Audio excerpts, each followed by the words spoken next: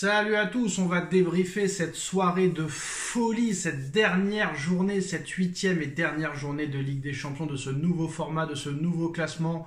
On va voir tous les résultats de la soirée, tous les résultats des clubs français, les résultats des grosses équipes, le Barça, le Real, Liverpool et compagnie. On va parler du tirage au sort, contre qui vont jouer les clubs français, contre qui va jouer City, le Real Madrid, le PSG. On va revenir sur tout ça. Comme vous le savez, le PSG a gagné 4-1 assez facilement contre Stuttgart, on en a déjà parlé. Le PSG va en barrage.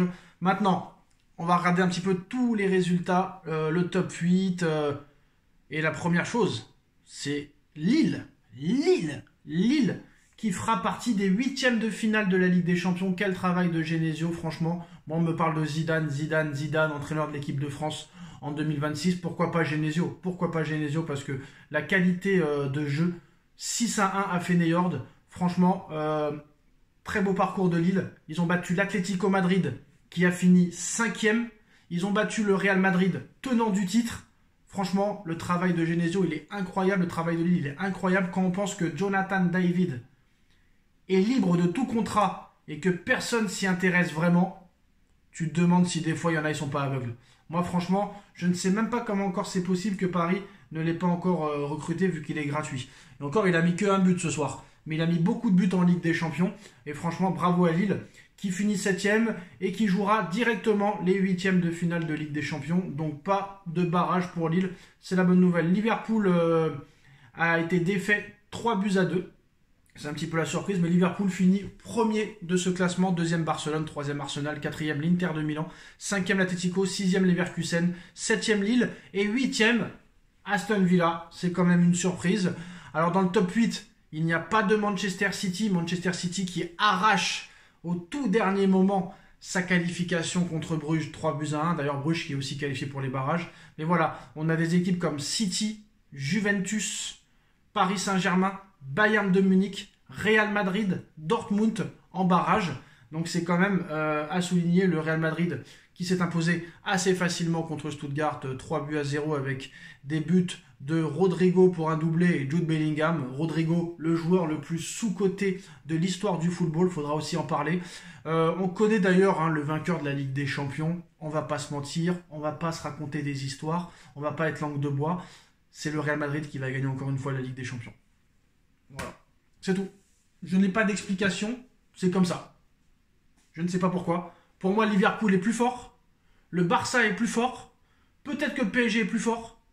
Peut-être que City, s'ils se remettent les idées en place avec leur recrutement de folie, là, Marmouche, etc., sont plus forts, mais je ne sais pas pourquoi. J'ai l'impression qu'à cette équipe, en Ligue des Champions surtout en Ligue des Champions, j'ai l'impression qu'avec le Real, il ne peut rien leur arriver. Bon, Mbappé a été inexistant ce soir, on va pas en parler, l'autin, inexistant, fantomatique, transparent. Donc voilà, en tout cas, c'était vraiment un multiplex de fou furieux, une soirée de folie. Alors les clubs français, la bonne nouvelle, c'est que Paris, c'est que 4 sur 4, 4 sur 4. Et ça, qui l'aurait dit? Qui aurait pu le prévoir? 3 sur 4, moi je pensais que Paris et Monaco allaient être dans les 8 premiers. Et non, c'est Lille qui a été là. Et Brest, malgré sa défaite 3-0, fait partie des barragistes. Et ça, c'est exceptionnel pour un club comme Brest, qui ne joue même pas dans son stade et qui va participer au barrage de Ligue des Champions. Donc ça, c'est totalement exceptionnel. Bravo au travail d'Éric Roy. Et c'est une bonne réponse, une très bonne réponse à ce qu'a dit Cristiano Ronaldo, que l'Arabie Saoudite était supérieure à la Ligue 1, qu'à part le PSG, il n'y avait rien. Mais à l'arrivée, 4 sur 4. Donc ça a fait fermer des bouches. La Farmers League, à part le PSG, il n'y a rien. Les 4 sont en Ligue des Champions. Donc il faut un petit peu respecter quand même la Ligue 1. C'est peut-être pas le plus grand des championnats. C'est peut-être pas le meilleur des championnats. C'est peut-être pas le championnat où on se régale le mieux. Mais à l'arrivée, tu fais 4 sur 4. Il y a Lyon qui va se qualifier en Europa League aussi. Donc voilà. Après, Nice et Lens ont été catastrophiques malheureusement. Mais bon, après voilà, c'est déjà pas mal. Est-ce que d'avoir supprimé la Coupe de la Ligue et d'avoir maintenant 34 journées au lieu de 38, ça porte ses fruits? On verra ce qui se passera. Mais la mauvaise nouvelle, apparemment, c'est que le Paris Saint-Germain va affronter un autre club français. Et ça, c'est une mauvaise nouvelle. C'est une bonne nouvelle pour le PSG, mais c'est une mauvaise nouvelle pour la Ligue 1, parce qu'on aurait aimé quand même que les 4 soient quand même compétitifs. Alors moi je ne comprends rien parce que déjà, il faut arrêter de faire mal son travail. J'ai l'impression qu'il y en a, ils sont assez bizarres, les médias. Donc il faut attendre de voir tout ce qui se passe pour après voir un petit peu contre qui tu vas jouer. Ça a commencé à parler, machin, tout ça et tout. Donc on ne sait pas réellement, mais si on en croit les dernières infos, j'ai l'impression que c'est PSG Monaco en huitième. Si j'ai bien compris. Si j'ai bien compris. Alors on va avoir un Manchester City. Alors on a un City Real ou un City Bayern. Alors pourquoi ou je ne sais pas, je ne comprends pas. Je ne comprends pas c'est quoi leur délire là. Je ne comprends pas. Alors on va voir un petit peu ça. Affronter City. Nanana. Bref, je sais pas, mais apparemment il y a un Real City qui se prépare là. City Real ou City Bayern. Mais pourquoi où? Je ne sais pas, ils sont en train peut-être de voir. Mais apparemment c'est PSG Monaco en huitième. Hein. Apparemment. Apparemment c'est ça, mais je ne comprends rien. Je ne comprends rien les gars. Je ne sais pas comment ça marche, mais en tout cas Manchester City apparemment affrontera le Real Madrid ou le Bayern en barrage de la Ligue des Champions. Dans tous les cas, on aura le droit à un sacré match. Ça c'est sûr et certain. Il faut attendre, je pense, vendredi pour savoir en fait. Parce que moi je comprends rien. Je comprends rien. Pourquoi Paris va affronter soit Monaco, soit Brest? Pourquoi City va affronter soit le Real, soit le Bayern? Alors apparemment, il faut attendre vendredi, si j'ai bien compris. Voilà. Bref, on va pas s'attarder là-dessus. En tout cas, apparemment, le Paris Saint-Germain va jouer. Alors les adversaires probables de Lille, ce sera soit le Sporting, soit Bruges, soit l'Atalanta Bergame ou Dortmund en huitième de finale de Ligue des Champions. Donc il y aura vraiment un coup à jouer pour Lille. Hein. Là, il y a vraiment un coup à jouer. Faut mieux éviter l'Atalanta. L'Atalanta est l'équipe la plus dangereuse. Mais là, je ne comprends pas réellement ce qui se passe. Alors apparemment, moi je comprends rien. Je ne comprends rien à leur tableau. J'ai pas envie de comprendre les gars, mais apparemment, si j'écoute les informations, Paris va rencontrer soit Monaco, soit Brest. Voilà. C'est ça apparemment. D'après ce qu'on a compris. C'est ça. Monaco, ce sera soit Benfica, soit Paris. Brest, ce sera soit Paris, soit Benfica. Et Paris, quoi qu'il arrive, Paris va jouer contre un club français. Ça, c'est sûr et certain. Paris jouera soit contre Brest, soit contre Monaco. Et il y a un tirage au sort vendredi pour les barrages. J'ai compris. Donc voilà. Donc quoi qu'il en soit, nous, ce qui nous intéresse, c'est le Paris Saint-Germain. En tout cas, on aura un City Real ou un City Bayern en huitième. Ça risque d'être très très très très chaud. Mais quoi qu'il en soit, pour Paris, ce sera Brest ou Monaco. Bon, bien sûr, Paris sera favori. Paris a battu Brest cette année. Paris a battu 2 fois Monaco. Donc ça risque d'être chaud. Après, c'est dommage. Il y a un des 2 clubs français qui va sauter. J'aurais préféré que les 4 jouent contre 4 clubs différents pour qu'on ait peut-être le plaisir de voir 4 équipes en huitième. Mais ce ne sera pas le cas. Mais voilà. Bon, on va récapituler tous les scores, tous les résultats. Salzbourg qui a fait un 0 pointé en prend 4 chez lui contre l'Atlético Madrid. Leverkusen bat le Sparta 2-0. Paris gagne 4-1 contre Stuttgart. Un partout entre le Sporting et Bologne. Le Dynamo Zagreb qui bat le Milan AC. La Juventus de Mota qui sombre mais qui est quand même en barrage, qui perd 2-0 contre Benfica. Le Bayern en met 3 au Slovan. Monaco en a pris 3 à l'Inter. L'Étoile Rouge a battu les Young Boys 1-0. Le Real Madrid s'est baladé à Brest 3-0. Même si je pense que pour moi le but de Brest était valable pour l'égalisation. Le Barça et l'Atalanta font 2 buts partout. Je pense que l'Atalanta est le gros outsider de cette phase de Ligue des Champions. Je pense que l'Atalanta Bergame est une très très grosse équipe avec un entraîneur exceptionnel, Gasperini. Je pense que l'Atalanta peut aller très loin et l'Atalanta est plus qu'un outsider pour moi cette année. Arsenal qui bat Girona 2-1, l'Aston Villa qui a battu 4-2 Celtic Glasgow, City qui arrache la qualification à la dernière minute contre Bruges, enfin à la dernière seconde des matchs quoi. Vous voyez ce que je veux dire, à la toute fin des barrages, à la toute fin du classement, Bruges qui est quand même qualifié pour les barrages. Le PSV qui bat Liverpool 3-2, c'est quand même une surprise même si Liverpool n'avait plus rien à jouer. Le Dortmund bat Shakhtar 3-1, Lille qui en met 6 au Feyenoord et Sturm Graz qui bat Leipzig dont Xavi Simons rêve de jouer. Donc voilà, Brest ou Monaco pour le Paris Saint-Germain, Real City ou Real Bayern, City Bayern ou City Real. Dites-moi en commentaire ce que vous en pensez de cette soirée de fou. Qu'est-ce que vous pensez de ce tirage du Paris Saint-Germain? Est-ce que Paris est déjà en huitième de finale de Ligue des Champions. C'est ce que vont penser tous les gens vu que c'est une équipe de Ligue 1. Mais voilà, on va avoir une affiche de Ligue 1 quand même en Ligue des Champions. Mais je crois que ça, c'est pas arrivé depuis le Lyon-Bordeaux. Je crois que c'est plus arrivé depuis un Lyon-Bordeaux aller-retour quart de finale de Ligue des Champions en 2010, à l'époque des Gourcuff, Chamac, Juninho et compagnie, je crois que c'est ça. Si je me trompe pas, non, Juninho était déjà parti, mais c'était tout l'allant, tout ça. Avant la Coupe du Monde 2010, avant le Naïsna, on se rappelle que Bordeaux et Lyon s'étaient affrontés en quart de finale de Ligue des Champions. Ça faisait 15 ans que c'était pas arrivé. Voilà les gars, dites-moi en commentaire, PSG Brest, PSG Monaco, dites-moi votre préférence en commentaire. On se retrouve très vite. Tchuss. Le Paris Saint-Germain explose Stuttgart, mais je suis quand même dégoûté malgré la qualification en barrage. Le Paris Saint-Germain fracasse, explose, humilie Stuttgart. Le Paris Saint-Germain a eu la maîtrise sur le match de la première seconde à la dernière seconde. Surtout un début de match complètement incroyable, déjà 3-0 à la mi-temps. Le problème du Paris Saint-Germain, c'est qu'on arrête de jouer à la mi-temps et en deuxième, on gère. Bon, après, c'est pas plus mal pour éviter les blessures. Mais honnêtement, voilà, un match très sérieux du Paris Saint-Germain et des joueurs impliqués. Et moi, je vais vous dire la vérité. L'arrivée de Kvaratskhelia a tout changé au niveau offensif. Déjà, la bonne nouvelle, c'est que je pense qu'on ne reverra plus jamais Kangin Lee titulaire en Ligue des Champions. Ça, c'est la première bonne nouvelle. L'autre bonne nouvelle, c'est la qualification pour les barrages. Parce que avant le match contre City, franchement... on y croyait à moitié quand même, on va pas se mentir. Personne ne pouvait prévoir que le Paris Saint-Germain allait en mettre 4 à City.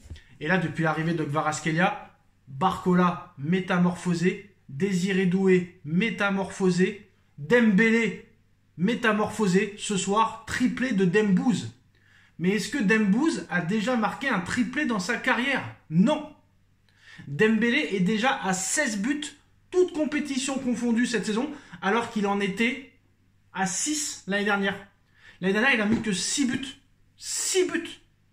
6 buts, toutes compétitions confondues, sans être blessé. Et d'ailleurs, quelle bonne gestion de Luis Enrique. La qualité du staff de Luis Enrique, que ce soit les adjoints, que ce soit les médecins, que ce soit les kinés.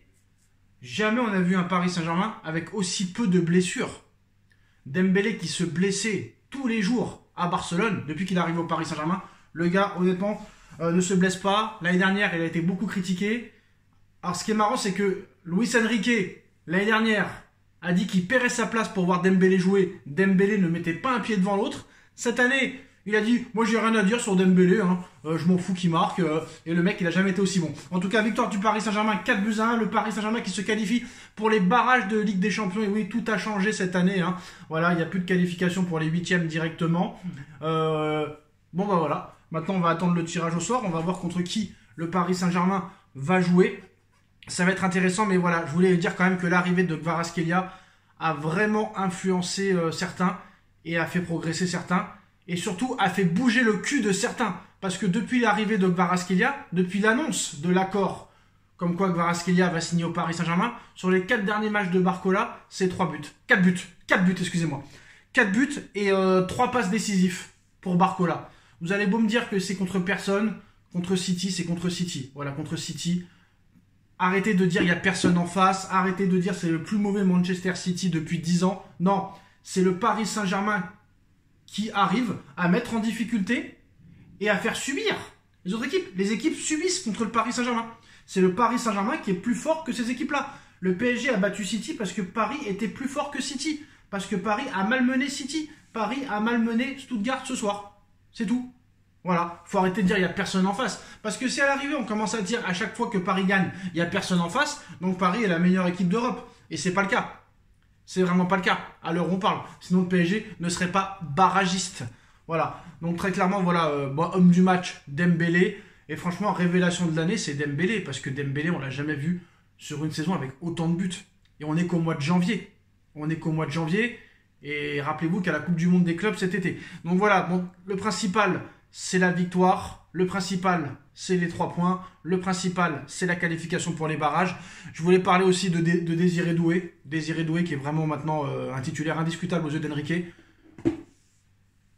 Je sais pas comment on peut appeler ça. Une talonnade, une aile de pigeon. Mais sur le but de Barcola, la passe qu'il fait, c'est exceptionnel. Même Neymar au Paris Saint-Germain, en 6 ans de présence au PSG, n'a jamais fait un geste pareil qui a amené un but. Il a fait des beaux gestes, Neymar. Il a fait des passes du dos, des passes de la fesse, des roulettes. Mais la passe de Désiré Doué sur le premier but de Barcola, elle est exceptionnelle parce que c'est voulu. C'est voulu en plus. Il le fait exprès. Et c'est du grand art. C'est vraiment du grand art. Sur le premier but de Barcola, c'est du grand art. Le troisième but, le quatrième but, magnifique. Franchement, dans la construction du jeu, j'ai pas vu de l'aussi beau jeu, je pense, depuis Emery. Voilà. Sauf que Emery, c'était avec Neymar, Mbappé et compagnie. Di Maria, Cavani. Là, c'est avec Désiré Doué, Bradley Barcola et Dembélé. C'est quand même autre chose. Et le travail de Enrique, quand même, est à mettre en considération. Et franchement, c'est bien. Franchement, je suis vraiment satisfait de ce que j'ai vu. Malheureusement, le truc qui m'énerve et où je suis vraiment dégoûté, où ça commence à m'énerver. D'ailleurs aussi, féliciter Donnarumma qui a fait le bon arrêt au bon moment à 0-0. Je pense que si Donnarumma, même si c'est son métier de gardien de faire des arrêts exceptionnels, mais si Donnarumma n'est pas décisif à 0-0, ce n'est peut-être plus le même match. Donc vraiment très intéressant de revoir Donnarumma à son meilleur niveau. Mais la chose qui m'énerve vraiment, c'est encore un but encaissé. Tu prends encore un but. Alors c'est simple, tu veux être fortuné, tous les matchs du Paris Saint-Germain, tu mets les 2 équipes qui marquent. Tu mets les 2 équipes qui marquent, tu gagneras à chaque fois. Mais là, c'est quand même problématique. Alors heureusement que maintenant, dans les matchs aller-retour, le but à l'extérieur ne compte plus double. Ça, c'est une bonne nouvelle pour le Paris Saint-Germain parce que c'est compliqué. C'est vraiment compliqué. De toute façon, on connaît le vainqueur de la Ligue des Champions. Voilà, on l'a encore vu ce soir. Je pense que ce soir, c'est très clair. On connaît le vainqueur de la Ligue des Champions. Et on le dira dans la vidéo de tout à l'heure, où on parlera de tous les résultats de la soirée. En tout cas, ça a été une dernière soirée de folie pour le Paris Saint-Germain. Paris qui met quand même 8 buts sur ses 2 derniers matchs de Ligue des Champions, 11 buts sur ses 3 derniers matchs de Ligue des Champions. Donc c'est quand même à noter et à souligner. En tout cas, l'apport de Désiré Doué, pour moi, fait beaucoup de bien. L'arrivée de Kvaratskhelia a donné un autre état d'esprit à tous ces joueurs-là. Désiré Doué se bouge le cul, n'a jamais été aussi bon depuis que Kvaratskhelia est annoncé au PSG. Barcola n'a jamais été aussi bon depuis que Kvaratskhelia est arrivé. Même s'il était très fort en début de saison, Barcola, il a réussi à remonter la pente. Et ça fait plaisir, en espérant que ça va continuer, en espérant que ce match contre City soit vraiment le match référence pour le Paris Saint-Germain. Et je pense que c'est le cas. Donnarumma qui revient à un niveau intéressant. Pacho, malheureusement, trop seul en défense.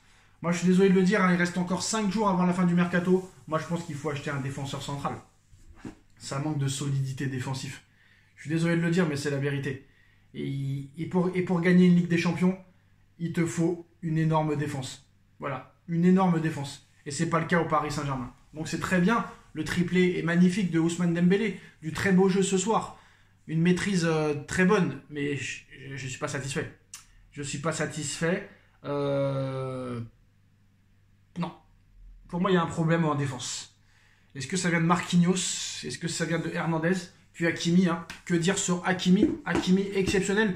Tout le monde avait dit cet été, après le départ de Mbappé, que ça allait être compliqué cette saison pour Ousmane Dembélé, pour Achraf Hakimi, excusez-moi. Mais Achraf Hakimi, je pense, est pas loin d'être le meilleur latéral droit du monde, juste derrière Alexander-Arnold. Et peut-être même qu'il est meilleur que lui. J'ai pas peur de le dire. Hakimi, enfin la saison d'Hakimi. Si Donnarumma arrive à se mettre au niveau, là, ça va être un casse-tête pour Luis Enrique. Qui va être titulaire? Qui va être sur le banc? T'as quand même Asensio, t'as quand même Kanginli, t'as quand même Ramos, t'as quand même Dembélé, t'as quand même Doué, t'as quand même Barcola et t'as Kvaratskhelia. Ça m'étonnerait qu'ils aient acheté 70 millions de Kvaratskhelia pour le mettre sur le banc, sachant que c'est un choix de Enrique. Et surtout, ce soir, Enrique a gagné son combat contre Campos. Qui a voulu Doué? C'est Enrique. Qui a voulu Barcola? C'est Enrique. Qui a voulu Dembélé? C'est Enrique. Qui a voulu Asensio? C'est Campos, inexistant. Qui a voulu Kolo Muani? C'est Campos et Nasser, surtout Nasser. Il est parti. Qui a voulu Ramos? C'est Campos. Donc ce soir, Enrique a montré que c'est lui qui avait raison sur les recrues. Et il a mis Campos très clairement à la rue. Et on peut vous annoncer ce soir que Campos ne prolongera pas au Paris Saint-Germain. Et que maintenant, Luis Enrique va être un petit peu le manager de cette équipe, comme l'a été Sir Alex Ferguson à Manchester United, comme l'a été Arsène Wenger à Arsenal. Et je pense que ça va se passer comme ça maintenant. C'est Enrique qui va décider de tout. Et je pense que c'est pas plus mal comme ça. Comme ça, il n'y a plus de tension entre les directeurs sportifs et les entraîneurs. En tout cas, victoire du Paris Saint-Germain ce soir, 4-1. Alors, combien Paris finit au classement? Ça m'intéresse aussi. Je crois qu'on a fini 15e. Hein. Ouais, je crois qu'on a fini 15e. Ils font toujours aussi mal leur travail, les médias, à toujours mettre ce qu'on veut pas. Mais je crois que Paris a fini 15e du classement, si je ne me trompe pas. Alors, quelle position Paris finit? Paris finit. Ah là. Vive Internet, hein, je te jure. Alors, c'est Liverpool qui finit premier. Ça, c'est intéressant. Paris finit 15e, voilà, c'est ça. Paris finit 15e du classement. Donc, on verra contre qui le Paris Saint-Germain tombera en barrage. Tu peux tomber contre l'Atalanta, Dortmund, Real Madrid, Bayern de Munich, Milan AC. Donc ça risque d'être très très chaud. Hein. Ça risque d'être vraiment très très très compliqué pour le Paris Saint-Germain. Mais je pense que cette équipe est capable de tout, est capable de surprises. On n'a rien à perdre. On sait qu'on n'a pas une équipe. On sait qu'on n'est pas une équipe pour très clairement gagner la Ligue des Champions.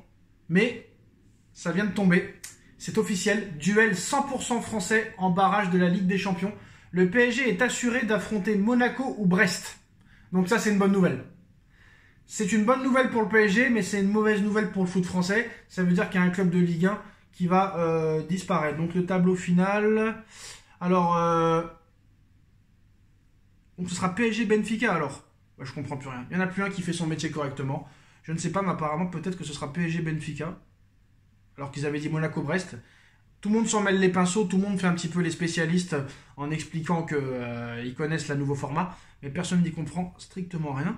Alors, aux dernières nouvelles, le classement final de la phase, nos 4 clubs français sont qualifiés, ok.